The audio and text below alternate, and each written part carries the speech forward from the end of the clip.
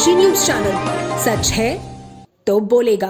वाराणसी के सारनाथ कॉलोनाइजर महेंद्र गौतम की हत्या के मामले में वांछित 1 लाख रुपए के इनामी शूटर बनारसी यादव को एसटीएफ ने मंगलवार रात मुठभेड़ में मार गिराया। यह कार्रवाई चौबेपुर थाना क्षेत्र के बरियासनपुर रिंग रोड पर की गई। मुठभेड़ स्थल से 2 पिस्टल और भारी मात्रा में कारतूस बरामद किए गए। गाजीपुर के करंडा थाना क्षेत्र के गौरहट निवासी बनारसी यादव पिछले 166 दिनों से फरार चल रहा था। उसके खिलाफ वाराणसी, गाजीपुर, सोनभद्र समेत विभिन्न जनपदों में 24 से अधिक आपराधिक मुकदमे दर्ज थे।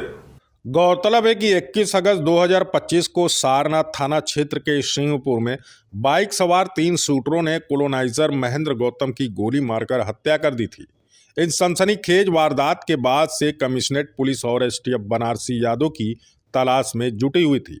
इस मामले में पहले ही 4 जनवरी को दूसरे शूटर अरविंद यादव और फौजी को सारनाथ पुलिस और क्राइम ब्रांच ने मुठभेड़ के बाद गिरफ्तार कर लिया था, जबकि तीसरे शूटर विशाल की गिरफ्तारी के लिए दबिश जारी है।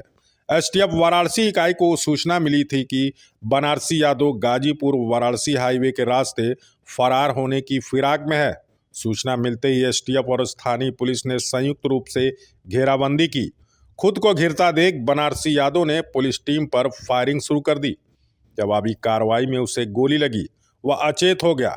उसे तत्काल अस्पताल ले जाया गया, जहां डॉक्टरों ने उसे मृत घोषित कर दिया। पुलिस जांच में सामने आया कि महेंद्र गौतम की हत्या की सुपारी पुराने परिचित जोगेंद्र यादव उर्फ फैटू ने दी थी। हत्या का कारण 60 करोड़ रुपए मूल्य की 29 बिस्वा जमीन का विवाद बताया जा रहा है। बनारसी यादव, अरविंद यादव और फौजी और विशाल को 2-2 लाख रुपए तथा पिस्टल मुहैया कराई गई थी। हथियारों की आपूर्ति बिहार के मुंगेर निवासी मोहम्मद मुकीम द्वारा की गई थी। पुलिस के अनुसार बनारसी यादव के खिलाफ पहला मामला 2003 में गाजीपुर के खानपुर थाने में दर्ज हुआ था। इसके बाद वाराणसी के चोलापुर थाने में 2005-2006 के बीच कई मुकदमे दर्ज हुए। सोनभद्र के घोरावल थाना क्षेत्र में भी उसके खिलाफ गंभीर आपराधिक मामले दर्ज थे। महेंद्र गौतम हत्याकांड में आरोपी अरविंद यादव उर्फ फौजी, जोगेंद्र यादव उर्फ फैटू, संपूर्णानंद शुक्ला उर्फ चंदन, श्याम राजभर उर्फ रेखा प्रधान और असलहा तस्कर मोहम्मद मुकीम पहले ही जेल में बंद हैं। पूर्वांचल की खबरों से जुड़े रहने के लिए आज ही सब्सक्राइब करें हमारा YouTube चैनल डनकाशी। और हाँ, लेटेस्ट अपडेट्स के लिए बेल आइकन को प्रेस करना ना भूलें। और आपके पास है कोई जानकारी या है कोई सूचना तो हमारे दिए गए नंबर पर आप हमसे संपर्क कर सकते हैं।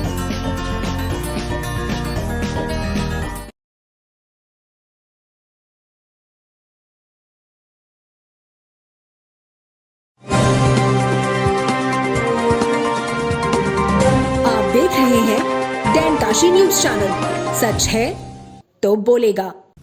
समाजवादी पार्टी ने एसआईआर प्रक्रिया को लेकर गाजीपुर में जोरदार प्रदर्शन किया। सपा कार्यकर्ताओं ने नारेबाजी करते हुए जिलाधिकारी कार्यालय पहुंचे और अपनी मांगों के समर्थन में जिला प्रशासन को ज्ञापन सौंपा। प्रदर्शन के दौरान सपा नेताओं ने आरोप लगाया कि एसआईआर प्रक्रिया में गंभीर गड़बड़ियां की जा रही है और गलत तरीके से मतदाताओं के नाम वोटर लिस्ट से काटे जा रहे हैं। पार्टी नेताओं ने इसे लोकतांत्रिक व्यवस्था पर हमला बताते हुए निष्पक्ष और पारदर्शी कार्रवाई की मांग की। इस प्रदर्शन में समाजवादी पार्टी के कई विधायक भी शामिल रहे। नेताओं ने कहा कि यदि एसआईआर प्रक्रिया में व्याप्त खामियों को दूर नहीं किया गया तो पार्टी आंदोलन को और तेज करेगी। वहीं मामले को लेकर जिलाधिकारी ने स्पष्ट किया है कि एसआईआर की पूरी प्रक्रिया निर्वाचन आयोग के नियमों और दिशा निर्देशों के अनुरूप संचालित की जा रही है। उन्होंने आश्वासन दिया कि किसी भी शिकायत पर नियमानुसार जांच कर आवश्यक कार्रवाई की जाएगी। आरोप का क्या बतलाएंगे? नहीं, आरोप नहीं है, वो सत्य है। जनपद के कई बूथों से फॉर्म 7 पकड़ा गया है। हजारों की संख्या में फॉर्म हम लोगों के पास आ गया है और बीएलओ के पास कितना पहुंचा होगा वो आप जाने। पत्रकार भी एक स्पष्ट दर्पण है, उसको आप समझे कितना पहुंच। लेकिन हम लोगों के यहाँ हजारों फॉर्म 7 जो आदमी जिंदा है, काम कर रहा है, अपने घर में है, जिले में है, उसका भी नाम काटने के लिए भारतीय जनता पार्टी तैयार हो गई। तो कटवाने के लिए लोग किस तरह का प्रयास कर रहे हैं, क्या कर रहे हैं लोग?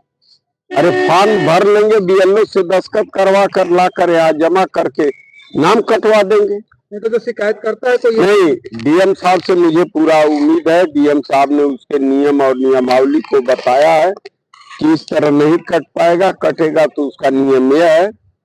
तो हम लोग अस्वस्थ हुए हैं, लेकिन फिर भी हम अपने तरीके से हम एकदम लैस हैं। यदि कोई काटेगा तो हम उसका जवाब भी देंगे, उस पर कार्रवाई करेंगे, मुकदमा करेंगे, एफआईआर करेंगे, निर्वाचन आयोग उसको जेल जाना तय। देखिए, कुछ कई कतिपय बूथों पर फॉर्म 7 के माध्यम से आपत्तियां प्राप्त हुई, तो उस आपत्ति को लेके कुछ इनकी जो शंकाएं थी, समाजवादी पार्टी के कुछ लोग आके मुझसे मिले भी थे, प्रतिनिधि मंडल मिला था, और आज ही मैंने सभी पार्टी के पदाधिकारियों की बैठक भी बुलाई थी। तो उसके संबंध में उनको स्पष्ट कर दिया गया है कि 6 जनवरी से लेकर 6 फरवरी तक जो माननीय चुनाव आयोग के निर्देश हैं, उसमें दावे और आपत्ति प्राप्त किए जा सकते हैं। तो आपत्ति करने का अधिकार सभी पार्टीज को है, कोई एक पार्टी के लिए विशेषकर नहीं है, बट कोई करना चाहे तो वो भी कर सकता है, और आपत्तियां लेना पड़ेगा हम लोगों को अगर कोई आपत्ति देता है। अब उसमें जो माननीय चुनाव आयोग की गाइडलाइंस हैं कि आपत्तिकर्ता को हमको ये देखना है कि वो सेम विधानसभा क्षेत्र के होने चाहिए, वही आपत्ति ग्राह्य की जाएंगी, और ग्राह्य करने के बाद उनको बीएलओ को असाइन किया जाएगा। बीएलओ की रिपोर्ट आने के बाद यदि बीएलओ ऐसी रिपोर्ट देता है कि आपत्ति सही पाई गई, तो नोटिस इशू किया जाएगा, बिना सुनवाई करके किसी का नाम नहीं काटा जाएगा। ये चीज हम लोगों ने स्पष्ट रूप से उनको बताई, अवगत कराया, पूरी प्रक्रिया बताई है, और जिससे काफी संतुष्ट भी थे। और पूर्वांचल की खबरों से जुड़े रहने के लिए आज ही सब्सक्राइब करें हमारा यूट्यूब चैनल डनकाशी, और हाँ, लेटेस्ट अपडेट्स के लिए बेल आइकन को प्रेस करना ना भूलें। और आपके पास है कोई जानकारी या है कोई सूचना, तो हमारे दिए गए नंबर पर आप हमसे संपर्क कर सकते हैं।